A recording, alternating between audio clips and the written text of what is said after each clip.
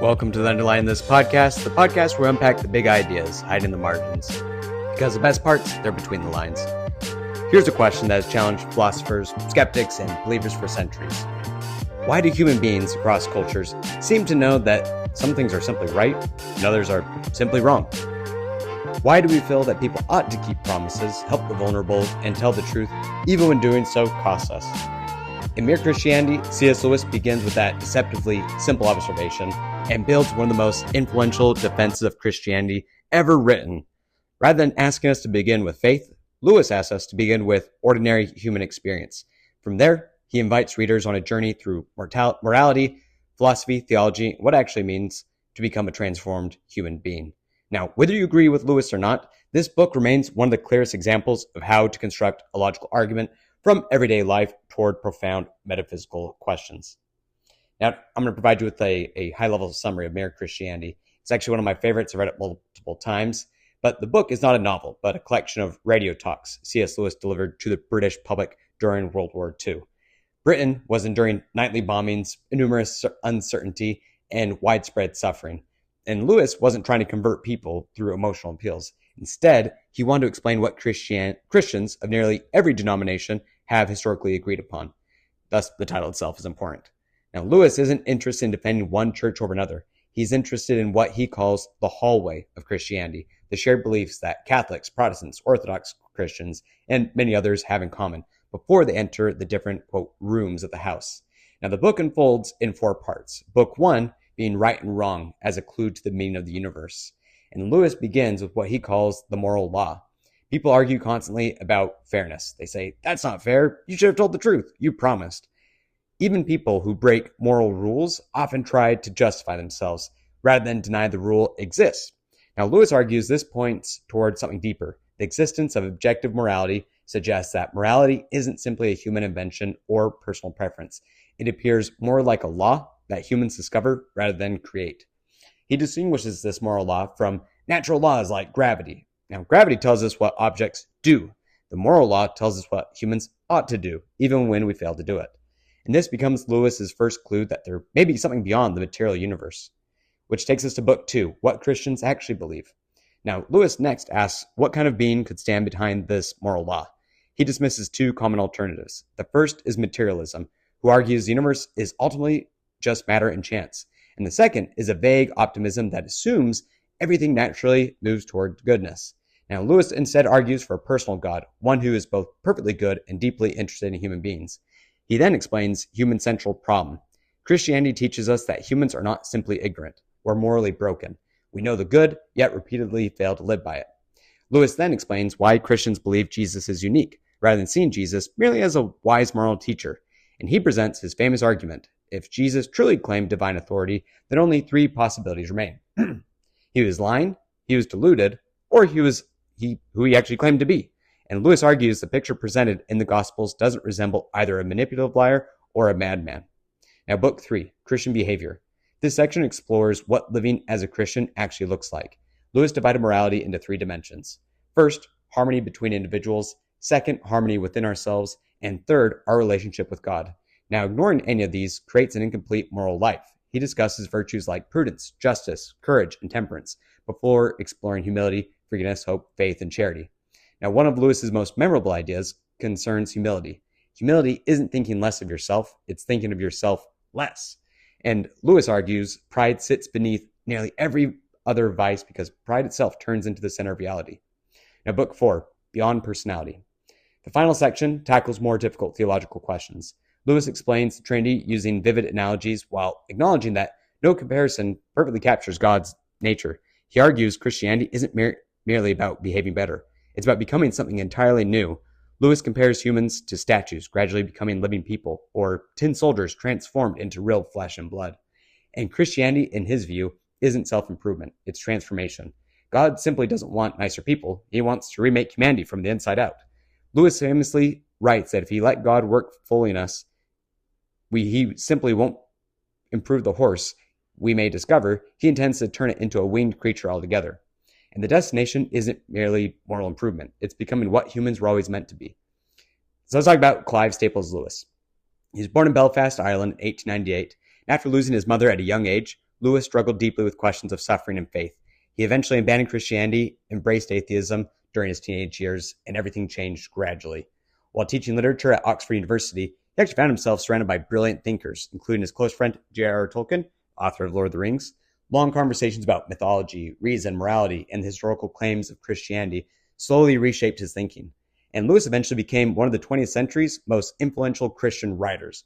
His unique gift wasn't discovering new theology. It was translating complex theological ideas into ordinary language. And during World War II, the BBC invited Lewis to give a series of radio broadcasts explaining Christianity to the general public. Millions listened. These broadcasts eventually became Mere Christianity. And his motivation was remarkably modest. He wasn't trying to settle denominational disputes. He just wanted to explain the shared foundation of Christianity as clearly and rationally as possible to people living through one of history's darkest moments. So let's talk about some of these underlying ideas. First, morality points beyond ourselves. Lewis believes our universal sense of right and wrong hints at something objective. If morality exists independently of individual opinion, perhaps it points toward a moral source beyond humanity. And whether readers agree or disagree, this argument remains one of the book's defining contributions. Second, Christianity begins with diagnosis. Lewis argues Christianity first explains what's wrong before explaining the solution. Humans aren't merely uninformed, they're divided against themselves. The gap between knowing and doing good becomes one of the book's central themes. Third, pride is a great enemy. Lewis considers pride the root from which many other sins grow. Pride isolates, it compares, it competes, constantly asks who is winning. Humility, by contrast, frees people from endless self-obsession. Virtue is about becoming. 4. Lewis isn't interested in isolated good deeds. Character matters more than occasional actions, and every decision slowly shapes the type of person we're becoming. Life is like taking a test, and more like sculpting a statue. 5. Christianity is transformation, not rule following. Now, one of Lewis's strongest messages is that Christianity isn't primarily about obeying rules.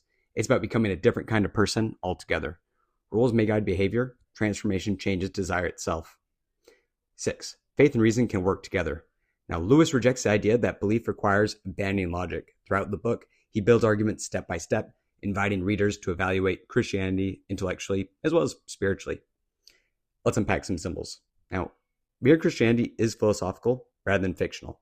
He's constantly teaching through symbolism and analogy. I mentioned this one before, which is the hallway and the rooms. Perhaps the book's most famous image. Christianity is a house. Different denominations are individual rooms. Mere Christianity is that hallway connecting them all. So the hallway is necessary for entering the house, but people are ultimately meant to choose and live within a room rather than remain permanently in the corridor. Tin soldiers becoming real people. Lewis compares humanity to toy soldiers becoming living humans. This symbolizes spiritual rebirth, and Christianity isn't cosmetic improvement. It's an entirely new nature replacing the old one. The fleet of ships. Lewis compares morality to ships sailing together. Successful navigation requires ships avoiding collisions, and each ship functioning properly internally, and the fleet sailing towards the correct destination. Now, since this illustrates his 3 dimensions of morality: relationships with others, inner character, and relationship with God. Children becoming sons and daughters. Lewis frequently contrasts being created by God with becoming children of God, and the image represents adoption into a transformed relationship rather than merely existing as created beings. Let's talk about some popular adaptations. Now, unlike the Chronicles of Narnia, Mere Christianity has never received a major Hollywood film adaptation.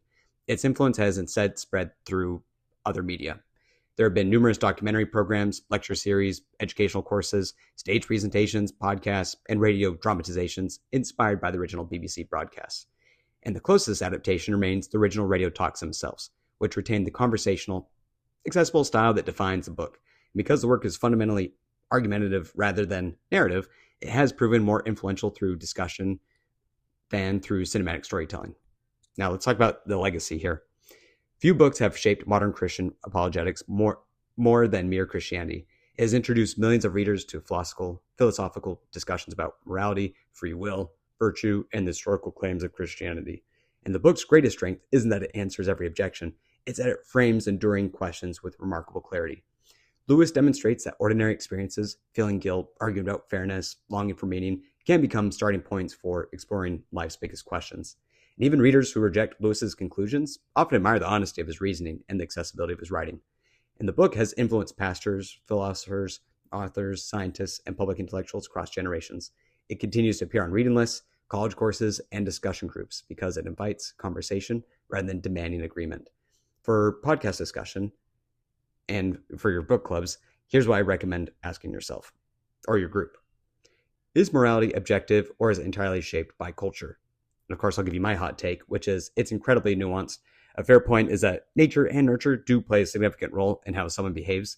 And an important principle to remember is that these are influences, but everyone still has agency. Saying if I lived your life and had the same experiences, I probably had ended up like you and with your same mind is partially true. But that unknown variable in that equation of nature and nurture is agency. Next question. Does knowing right from wrong require a transcendent source? I would say yes and no. There are, quote, best practices in life that do lead to harmony, no matter the culture, religion, or the person. And Lewis in the book gives a metaphor of an instrument and fingers being our agency and the sheet music being what is right. And these transcend culture and reality, at least referring to the sheet music. Next, is pride really the great sin, or are there deeper human problems? To me, I agree with Lewis's conclusion. Pride is a bedrock to many great sins. Why? It puts rules for thee, but not for me, into practice and action. It puts me and my needs ahead of what's best. Can reason alone lead someone toward faith? I would say yes. Vehicle is a faith, but it only gets you so far.